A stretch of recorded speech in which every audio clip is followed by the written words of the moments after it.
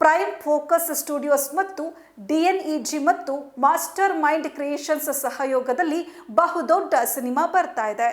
ರಾಮಾಯಣವನ್ನ 2 ಭಾಗಗಳಲ್ಲಿ ಪ್ರೇಕ್ಷಕರ ಮುಂದೆ ತರಲಾಗ್ತಾ ಇದ್ದು ವರ್ಲ್ಡ್ ಸಿನಿಮ್ಯಾಟಿಕ್ ವಂಡರ್ ಆಗಿ ಕಲ್ಪಿಸಲಾಗಿದೆ. ಇದು ಭಾರತೀಯ ಸಿನಿಮಾಗಳ ಕಥಾ ನಿರೂಪಣಾ ಶೈಲಿಯಲ್ಲೇ ಇದ್ರೂ ಕೂಡ ವರ್ಲ್ಡ್ ಕ್ಲಾಸ್ ಟೆಕ್ನಾಲಜಿ, ಮೇಕಿಂಗ್ ಮತ್ತು ವಿಜುವಲ್ ಟ್ರೀಟ್ ಇರಲಿದ್ದು ಪ್ರೇಕ್ಷಕರನ್ನ ಸೆಳೆಯಲಿದೆ.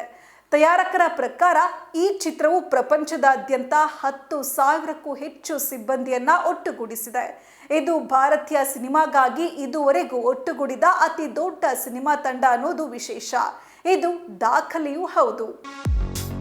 ಬೃಹತ್ ಚಿತ್ರತಂಡ ಸಿನಿಮಾದ ನಿರ್ಮಾಣ ವಿನ್ಯಾಸ, ವಿಜುವಲ್ ಎಫೆಕ್ಟ್, ಆಕ್ಷನ್, ನೃತ್ಯ ಸಂಯೋಜನೆ, ಕಾಸ್ಟ್ಯೂಮ್ ಮತ್ತು ರಾಮಾಯಣದ ಸುಂದರವಾದ ಬೃಹತ್ ಸೆಟ್ ನಿರ್ಮಿಸುವಲ್ಲಿ ಒಳಗೊಂಡಿರುವ ಹಲವಾರು ತಾಂತ್ರಿಕ ವಿಭಾಗಗಳ ತಜ್ಞರನ್ನ ಒಳಗೊಂಡಿದೆ. ಸಿನಿಮಾ ಜಾಗತಿಕ ಸಿನಿಮೀಯ ಮಾನದಂಡಗಳಿಗೆ ಹೊಂದಿಕೆ ಆಗುವಂತೆಯೇ ನಿರ್ಮಿಸಲಾಗ್ತಾ ಇದೆ. ಅದೇ ಕಾರಣದಿಂದ ಈ ಸಿನಿಮಾಗಾಗಿ ಉನ್ನತ ಅಂತಾರಾಷ್ಟ್ರೀಯ ತಂತ್ರಜ್ಞರು ಮತ್ತು ತಜ್ಞರನ್ನ ಸಹ ನೇಮಿಸಲಾಗಿದೆ. ದೊಡ್ಡ ಪ್ರಮಾಣದ ಸೆಟ್ ನಿರ್ಮಾಣದಿಂದಾಗಿ ತೊಡಗಿ ಅತ್ಯಾಧುನಿಕ ವಿಜುವಲ್ ಎಫೆಕ್ಟ್ ಮತ್ತು ದೊಡ್ಡ ಮಟ್ಟದ ಮೇಕಿಂಗ್ ಇರಲಿದೆ.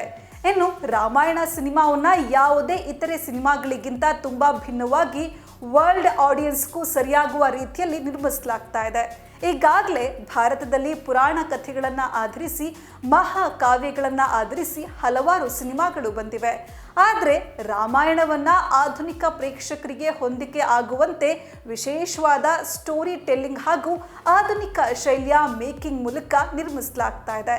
ಈ ಚಿತ್ರದ ಅತ್ಯಂತ ದೊಡ್ಡ ಮುಖ್ಯಾಂಶವೆಂದರೆ ಆಸ್ಕರ್ ಪ್ರಶಸ್ತಿ ವಿಜೇತ VFX ಕಂಪನಿ DNEG ಜೊತೆಗಿನ ಸಹಯೋಗ.